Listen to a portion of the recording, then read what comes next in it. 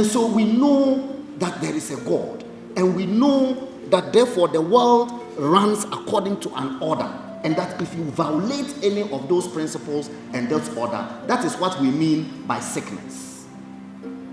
If there's a defect in the way that the natural order of things should go, then there's a defect and you are sick.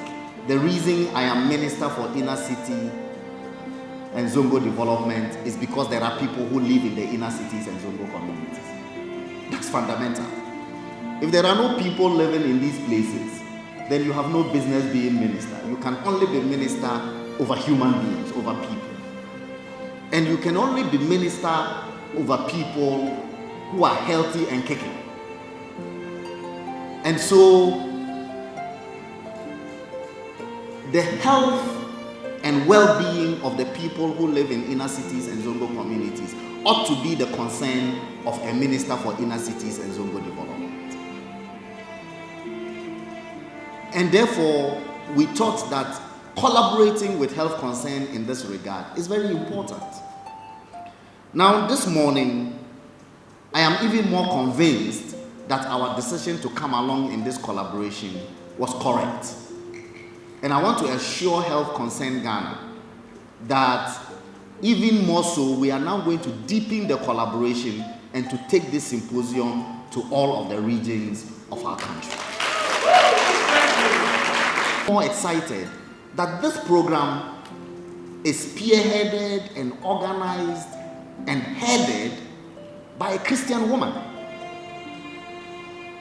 It tells you the beauty of our society, the beauty and uniqueness of the Ghanaian society. You don't get this anywhere. And I have been to several African countries and even several European countries. And people are simply intolerant of other people's religious beliefs and practices. Fortunately for us, it is not like that in Ghana.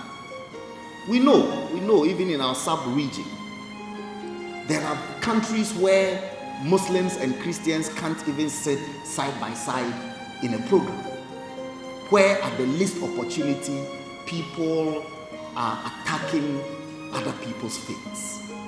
But in our country, we've gotten to a point where even a president establishes a ministry whose constituency is perhaps 90% Muslim.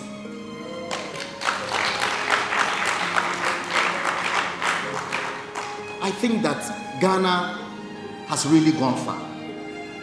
And if you want to appreciate your worth as a Ghanaian, you should travel. You know, people write on their vehicles, travel and see. There's a lot of wisdom in that saying. It looks very simple, travel and see. But when you travel, you will see that the Gombes say that I will go AMINA SAMMO. You know what that means? They say that if you haven't traveled, you won't know that there's a dog that is called Suleiman.